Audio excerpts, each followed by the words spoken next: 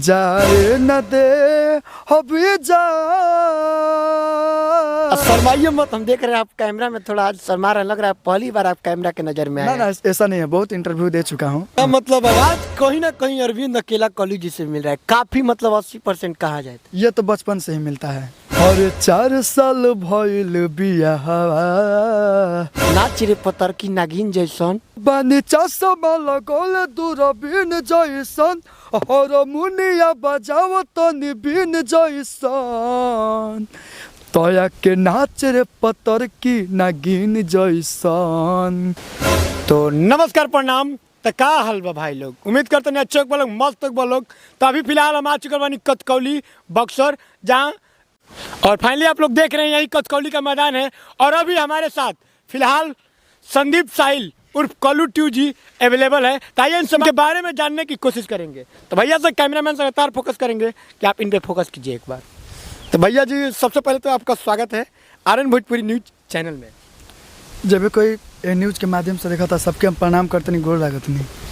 भैया ये बताइए, आप कहीं ना कहीं भोजपुरी लाइन में आप बहुत अच्छे सिंगर माना जा रहा है, क्योंकि आप अश्लीलता नहीं गाते हैं। ये तो मैं नहीं जानता, लेकिन अश्लीलता नहीं गाते हैं। ये बताइए, आप कल्लू की आवाज़ में काफ़ी अच्छा सॉन्ग गा लेते हैं। जी हाँ, ये बहुत लोग बोलता है। आपका एक तो गाना हम सुने थे, माई की आरती। जी हाँ, आप ही का गाना था। जी हाँ, वो गाना बहुत बजा था और अभी भी चलता है। तो हम बोलेंगे एक बार इस गाना को 2 लाइन सुनाइएगा। क्यों नहीं, सुना दीजिए गाना को एक बार। और 4 साल भइल बियाह कइल न मैया निबाहवा कइनी कौन गलती हम भइनी दोषी हो। तो आपका भाई बोलता है। हाँ हाँ बोलिए। हंसी खुशी धानी हंसी खुशी हो, अरे हंसी खुशी धानी हंसी खुशी हो, माई के आरती उतार धानी हंसी खुशी हो माई के आरती उतार धन हंसी खुशी हो। काफ़ी अच्छा सॉन्ग कि माई के आरती उतारा। अगर कहल जाओ तो कहीं भी माई बहन बेटी कहीं भी गाना आप लोग बैठ के सुन सकता नहीं। तो आई भैया से बात कर जाओ और इनकर लाइफ के बारे में जानने की कोशिश कर जाओ। तो भैया हम आपसे कहम कि रउआ भोजपुरी लाइन में कब से आई बनी? हम तो मतलब 6-7 साल के थे, तभी से गा रहे थे और स्कूल में गा रहे थे। उस टाइम घर के लोग को मतलब नहीं पता था। घर के लोगों को आप मतलब छुपा कर गा रहे थे? ना छुपा के नहीं, बचपना नहीं होता है, आदमी मनमौजी जैसे कोई बच्चा गाता है उसी तरह हम गा रहे थे। स्कूल के लोगों का, टीचर लोग का, या जो भी मेरा फ्रेंड था उसको अच्छा लगा कि मेरा गाना, बोल रहा कि तुम अच्छा गा रहे हो। तो वो लोग मतलब सपोर्ट किया मेरे को, फैमिली से बताया, फैमिली फिर सपोर्ट किया उसके बाद। आपका मतलब आवाज़ कहीं ना कहीं अरविंद अकेला कॉलेज जी से मिल रहा है, काफ़ी मतलब 80% कहा जाए तो। ये तो बचपन से ही मिलता है। बचपन से मिलता है। क्या कभी आप कॉलेज जी से ये बात मतलब बताए हैं या उनसे बात करते हैं कि नहीं? आपका संपर्क है कि ना? बात होता है, लगभग 3 बरिस बात होता है उनसे, 3 बरिस अधिक हो गया। तो आप, हमको लगता है जहाँ तक उम्मीद कि आप कल्लू जी को अपना फैन भी मानते होंगे। जी हाँ, उनका फैन है, उनका बहुत सारा गाना याद करके रखते हैं और गाते भी हैं। तो हम बोलेंगे एक बार दर्शकों के बीच हो जाए इनका कोई गाना है। ठीक है भाई। और जाए न दे अब जानो और तू ही बड़ू जिंदगी जहान, जाए न दे अब जान तू ही बड़ू जिंदगी जहान, साथ न छूटी नेह न टूटी और जबल रह दे हमें परान। हाँ, और जाए न दे अब ये जान और तू ही बड़ू जिंदगी जहान। जाए ना दे में जान तू ही बाड़ू पराना। जी हाँ।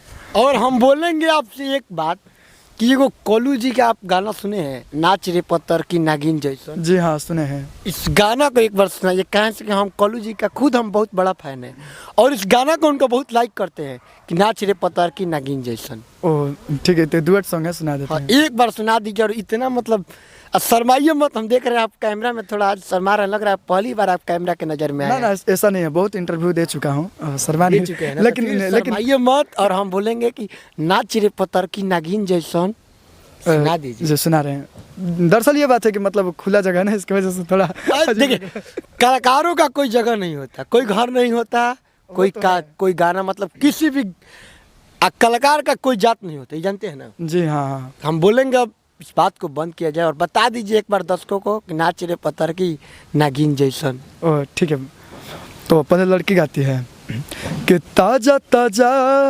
आइल तूर के हाथ अंगूर ना लागी लंगूर के लार तोहार टपके बेकार देखो तोरो तू का घूर घूर के।